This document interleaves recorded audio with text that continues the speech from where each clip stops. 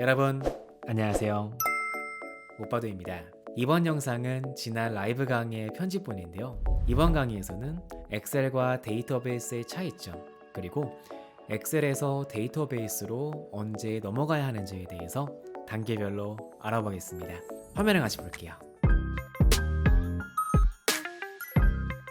행과 열로 이루어진 데이터의 집합체예요.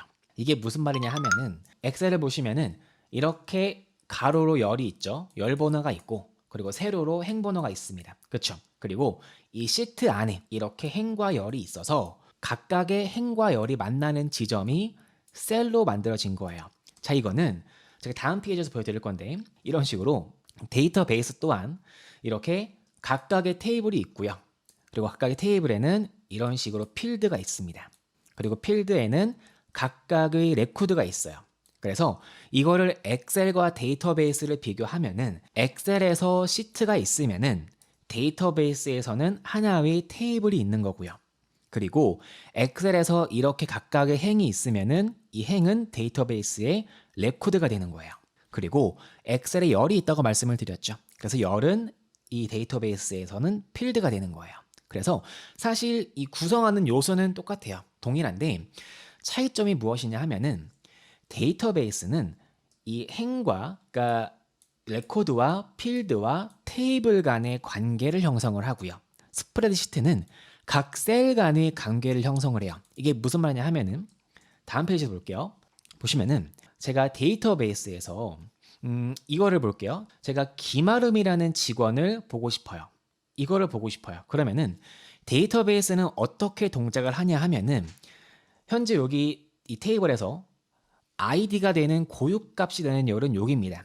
직원 아이디예요. 그래서 내가 김아름을 찾으려면은 직원 아이디를 쭉 내려온 다음에 김아름에 해당하는 006을 찾은 다음에 그 다음에 그 레코드 안에서 이름 필드 안에 있는 값을 불러오는 게 되겠습니다. 그래서 데이터베이스는 어떤 데이터를 조회하려면은 레코드를 쭉 내려와서 찾고 그 다음에 필드를 이렇게 와서 찾는 형식으로 동작을 해요.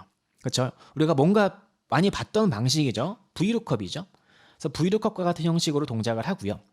반면에 엑셀은 지금 보시면은 이 표가 입력된 게 표처럼 입력이 돼서 우리가 어떤 9월 25일 날 고가를 본다라고 하면은 이렇게 찾는 것처럼 보이겠지만 실제로 안에서 동작을 할 때에는 이렇게 동작하지 않고 이렇게 각각의 셀이 별개로 동작을 한다는 겁니다. 자, 그래서 이런 두 개의 차이점이 있기 때문에 발생하는 여러 가지 다른 점이 있지만 가장 대표적인 예제로 설명을 드리면은 우리가 엑셀에서는 이렇게 범위를 복사를 했어요.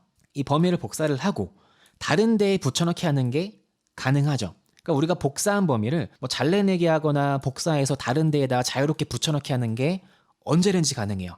왜 그러냐 하면은 지금 우리가 입력한 이 표는, 이 표의 데이터는 겉으로 보기에는 이 표의 일부분처럼 보이지만 실제로 엑셀에서는 이 각각의 데이터가 셀로 독립적으로 존재하기 때문에 이거를 복사하고 잘라내기 해서 다른 데에 붙여넣기 하는 게 자유롭다는 거예요. 반면에 데이터베이스는 우리가 어떤 데이터를 이렇게 잘라내기 해서 여기에 붙여넣기 한다? 이거는 안 돼요. 기본적으로 안 되고, 물론 제한적으로는 가능하겠습니다만, 그러니까 어떤 특별한 상황에서는 가능하겠지만 일반적으로는 이게 불가능하다라고 보시면 될 것 같아요. 자, 두 번째로 데이터 시각화인데요. 이 데이터베이스는 기본적으로 데이터 관리만 목적으로 합니다. 그렇기 때문에 데이터를 시각화하는 거는 그 안에서는 불가능해요. 그래서 우리가 어떤 표를 만들다거나 또는 차트를 만들려면은 별도의 프로그램이 필요한데요. 예를 들어서 요즘에 많이 쓰이는 게 있죠. 파워 BI나 또는 태블로 같은 시각화 프로그램이 필요한 게 되겠고요. 반면에 엑셀, 스프레드시트는 이렇게 표나 차트를 쓸 수가 있죠. 그 시트 안에서. 그래서 데이터 관리와 더불어서 스프레드시트는 표와 차트를 출력하는 자유로운 시각화가 가능하다라는 게 되겠고요. 그리고 네 번째는 동시 편집입니다. 이게 아마 예전에 제가 예전에 2018년도에 강의를 준비할 때까지만 해도 이 데이터베이스와 스프레드시트를 비교할 때 가장 큰 차이점으로 데이터베이스는 동시 편집이 가능하고 그리고 스프레드시트는 동시 편집이 안 되는 차이점이 있다라고 말씀을 드렸는데요. 근데 요새는 또 이게 많이 개선이 되어서 이게 마이크로소프트 365 버전 기준으로 공유 기능을 사용하시면은 최대 99명까지는 동시 편집이 가능해요. 물론 이게 제가 알기로는 최대 한 10명이 넘어가면은 많이 버벅거린다고 하더라고요. 그래서 실제로는 한 10명 정도까지는 동시 편집이 가능하기 때문에 사실 이 동시 편집 기능도 이제 스프레드시트가 어느 정도 좀 많이 개선을 했다라고 볼 수가 있는데요. 다만 좀 부족한 부분은 이제 공유 기능을 쓰게 되면은 뭐 각종 기능들, 예를 들어서 VBA도 마찬가지겠고요. 그 안에 있는 파워 피벗 이런 기능이 사용이 안 되는 문제는 있긴 해요. 그래서 이런 문제가 있긴 하지만 뭐 간단한 기능들은 서로 간에 공유를 통해서 작업을 할 수 있다라고 볼 수가 있겠습니다. 요약해서 말씀을 드리면 데이터베이스는 많은 양의 데이터를 취합하고 그리고 각각의 데이터베이스를 서로 연결해서 관리하는 데에 목적을 둔 프로그램이에요. 그쵸? 반면에 엑셀, 스프레드시트는 전문적인 지식이 없는 사용자라도 누구나 쉽게 데이터를 취합하고 관리하면서 데이터 시각화까지 가능한 프로그램이다라고 볼 수가 있습니다. 자, 이렇게 보면은 뭔가 엑셀이 좋아 보여요. 그쵸? 근데 하지만 현실에서는요. 우리가 많은 분들이 공감하시겠지만 어느 사업이든지 뭐 규모가 커지면은요.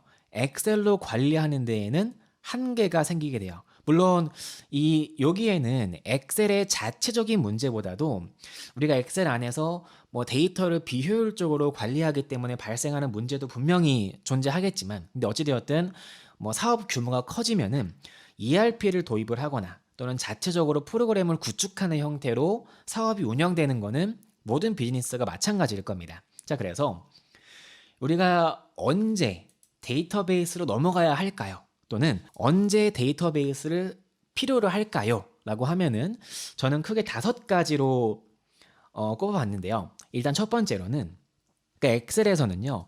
일반적으로 이런 식의 데이터를 관리하죠. 숫자나 문자 같은 텍스트 형식의 데이터를 관리를 해요.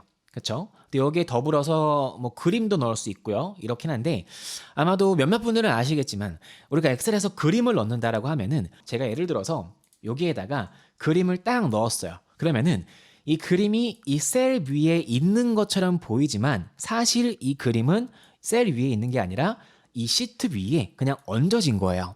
네. 그러다 보니까 이런 식으로 그림을 삽입하시게 되면은 이 셀 안에, 그러니까 이 각각의 데이터는 셀 안에 입력이 되어 있어서 데이터 형식으로 관리 가능하지만 이런 그림 형태의 객체는 셀 안에 들어간 게 아니기 때문에 데이터베이스화해서 관리가 불가능하게 됩니다. 반면에 이제 데이터베이스를 사용하시게 되면은 그림 말고도 뭐 영상, 문서 등도 DB화해서 관리 가능하기 때문에 이럴 때에는 엑셀 대신에 데이터베이스가 필요하다고 볼 수 있게 되겠고요. 두 번째로 데이터 규모가 커요. 그래서 100만 행 이상이라던가 또는 1000열 이상의 큰 데이터를 다룬다라고 하면은 그럴 때에는 데이터베이스로 넘어가야 되겠죠. 그리고 세 번째로는 이제 10명 이상의 사용자가 동시에 편집을 하거나 또는 동시 편집한 이후에 실시간으로 업데이트가 필요할 때에는 데이터베이스가 필요할 거고요. 자, 네 번째로는 이제 이거는 많은 분들이 공감하실 건데요. 회사 내에서 인사 이동이 잦아요. 그래서 특정 업무를 담당하는 직원이 자주 바뀌어요. 그러다 보니까 이 직원 간의 숙련도가 다른 거예요. 그래서 어떤 그 전 직원은 잘했어요. 이 직원은 굉장히 엑셀을 잘하는 고수였고 그 뒤에 온 직원은 뭔가 엑셀을 잘 못해요. 그쵸? 이럴 때에는 같은 파일을 다루더라도 누가 다루느냐에 따라서 문제가 발생을 하고 오류가 발생을 하게 되거든요.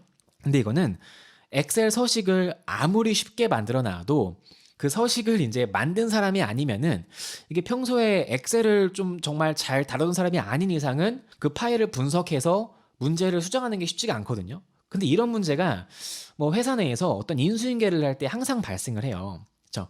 이런 문제가 있기 때문에 이제 직원이 자주 바뀌는 환경일 때에는 이제 엑셀로 관리하는데 좀 문제가 생길 수가 있다. 그래서 이런 문제가 자주 생기거나 또는 데이터상의 오류가 자주 발생한다라고 할 때에는 이제 데이터베이스를 넘어가서 정말 프로그램 상으로 누가 써도 뭐 쉽게 자료를 관리할 수 있도록 만들어 주는 게 좀 좋다고 볼 수가 있겠죠. 물론 이거는 비용적인 문제가 있겠지만 뭐 비용만 괜찮다고 하면은 뭐 이런 문제는 해결할 수 있다라고 볼 수가 있겠고요.